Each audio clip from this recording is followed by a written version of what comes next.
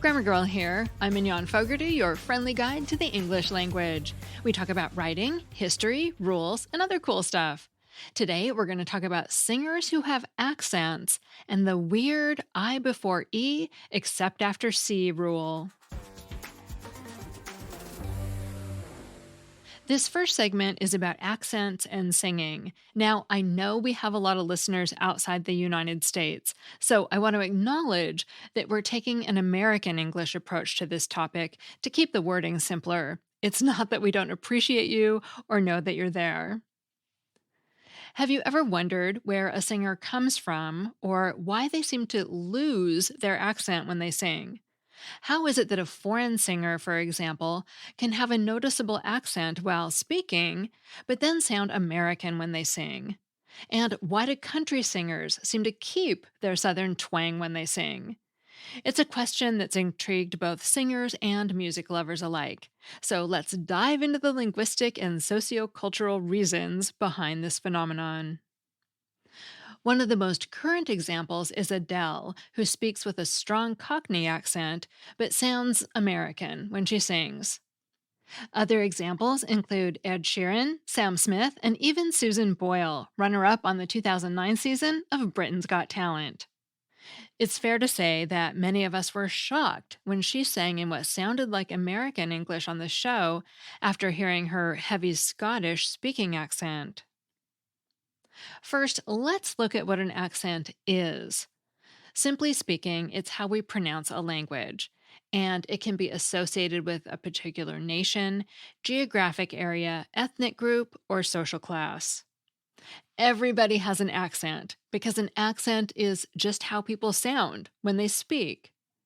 For example, according to a 2022 article in Babel magazine, quote, "No matter who you are and what you sound like, you're using an accent, or you wouldn't be able to form sounds at all," unquote. Of course, because we're so used to our own dialect and accent, we notice other variations more. So we almost expect a foreign singer to have an accent when they sing. This is particularly, but not exclusively, true with British artists. When we say someone is losing their accent, what it really means is that they're speaking in a neutralized accent, meaning we don't notice the differences from our own accent. Babel suggests rephrasing our original question from, "Why do people lose their accents when singing?" to, "Why do people tend to sound like they're using a general American accent when singing?" And why is that? Well, there are several factors. British linguist, professor, and expert in English dialects David Crystal places these factors into two main categories in a 2009 DC blog post: phonetic and social. The phonetic factors he describes include intonation, the rise and fall of the voice, and rhythm, the alternating of stressed and unstressed elements in words, and both of these factors are different when speaking. In singing, intonation is replaced by the melody of the music, and the rhythm of speech is replaced by the rhythm of the music. Crystal also points out that vowel sounds are elongated, and vowel quality, the things that make vowels sound different from one another when we pronounce them, is also affected. According to Crystal, this happens, quote, especially in classical singing, where vowels are articulated with greater openness, meaning the tongue is positioned as far from the roof of the mouth as possible than in everyday speech, unquote. For example, instructors encourage what they call vowel modification to help singers hit higher notes and produce more generally pleasing tones. To get a sense of what I mean, a site called Sing Without Limits suggests singing the word go more like ga and the word is more like es to help hit high notes. When you start reading about vowels in singing, you quickly realize that it's really different from talking. Regarding the London accent, Crystal remembers British songwriter and singer Billy Bragg saying, quote, "You can't sing something like Smokey Robinson's Tracks of My Tears in a London accent. The cadences are all wrong. It's also difficult to sing harmonies in a London accent, and you can't sustain syllables for long. Unquote. Another interesting vowel phenomenon in singing is monophthongization, or turning a diphthong, which is a combination of two adjacent vowel sounds in one syllable, into a single vowel sound, like pronouncing nighttime as natam in Southern American English. Nighttime contains two vowel sounds, I in each syllable, while natam has one, ah.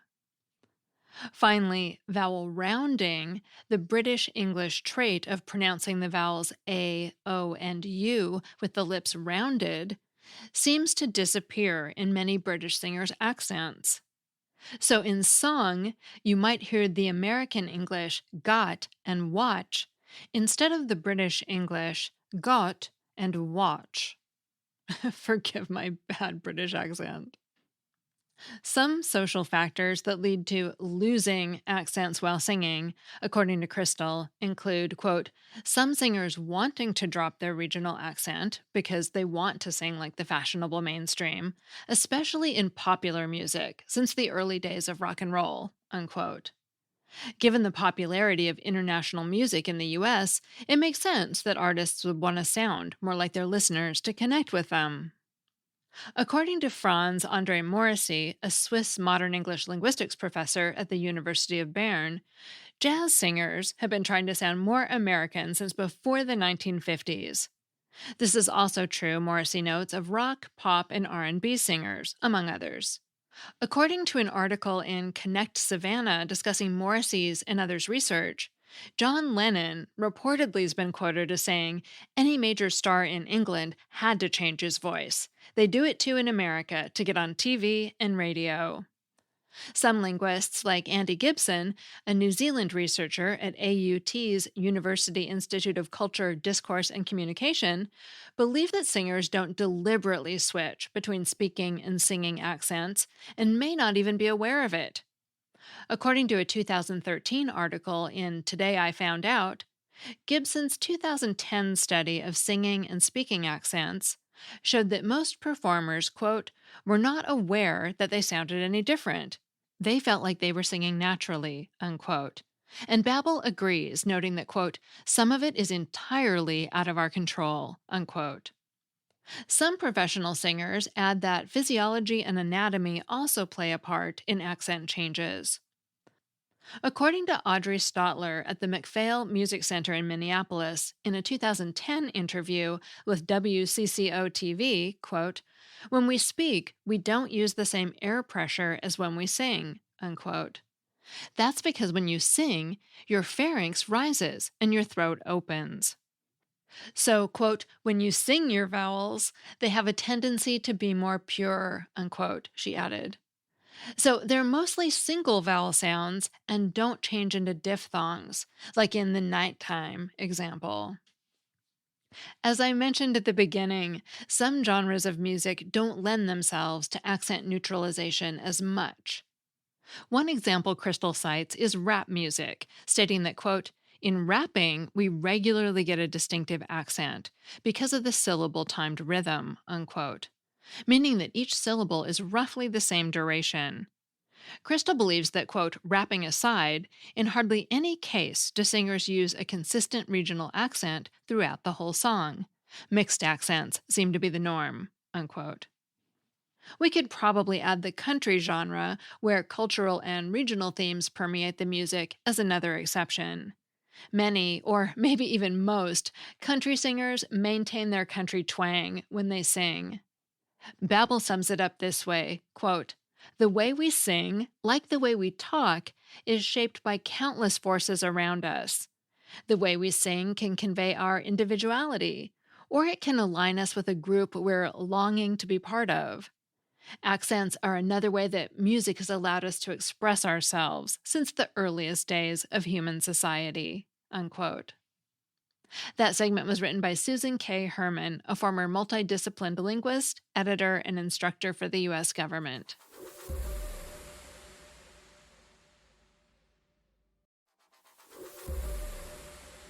All the talk about weirdness in the news the last couple of weeks has made me think about the I before E spelling rule many of us learned as kids.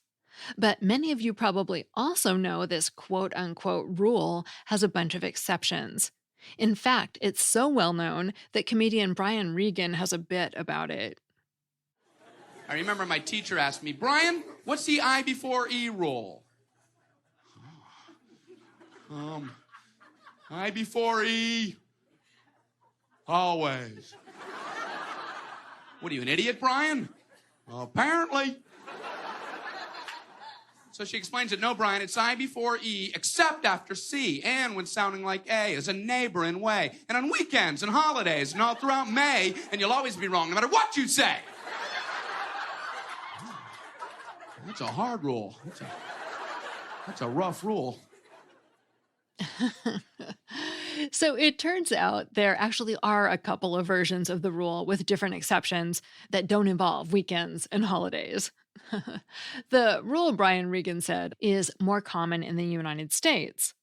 But the exception students in the UK are taught is more likely to be except after C when the sound is E, which would account for words such as receive and deceive, which have the E sound and are spelled with an EI after C, and ancient and science, which don't have the E sound and are spelled with an I before E after C.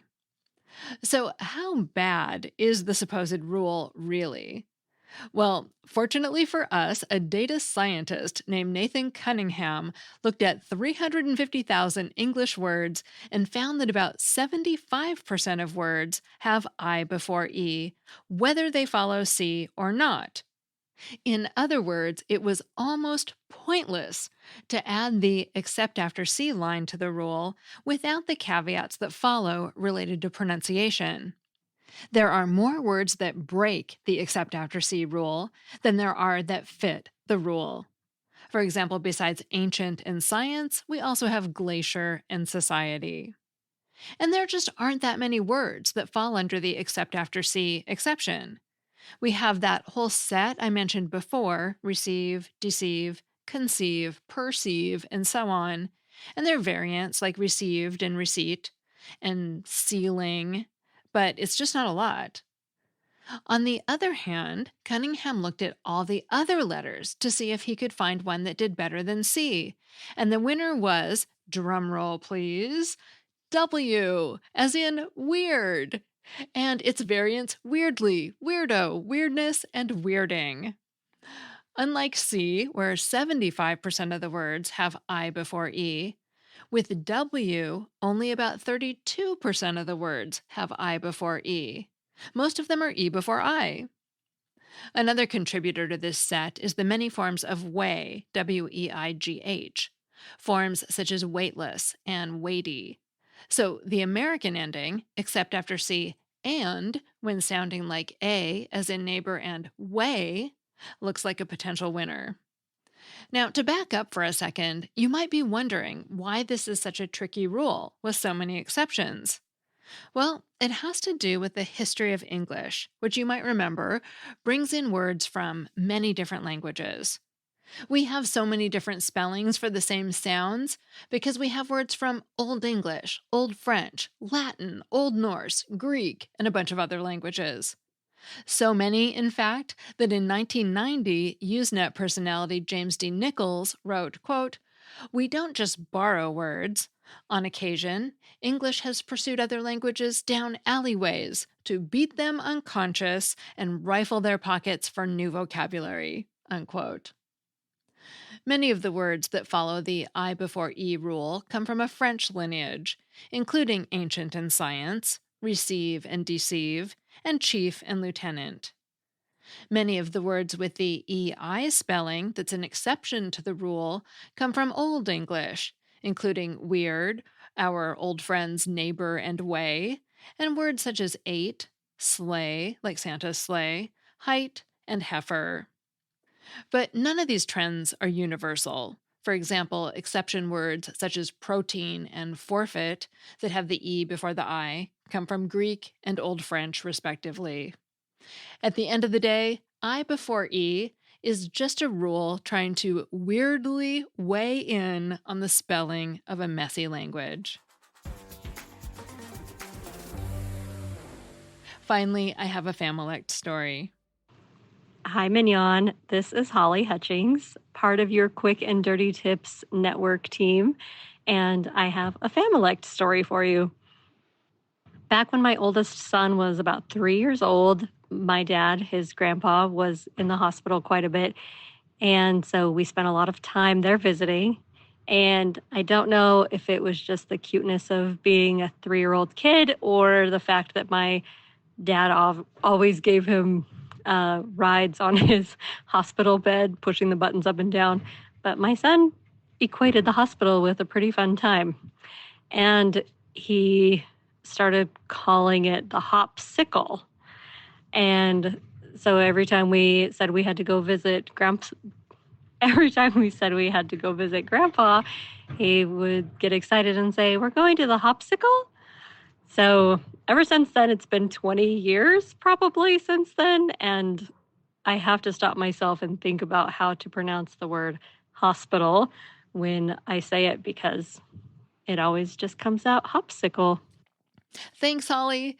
As you all can tell, I'm still testing different ways for sending in messages, and Holly used WhatsApp, which seems to be working really well because it has a generous time limit, so you aren't going to get cut off telling your story or feel like you have to rush. Right now, I'm planning on sticking with this one, so if you want to share your Familect, please use WhatsApp. The link is in the show notes, and I'll be posting it on my social media every once in a while too, so you can look for it there. And it'll be in the newsletter every week too. And there's also a link to sign up for that in the show notes.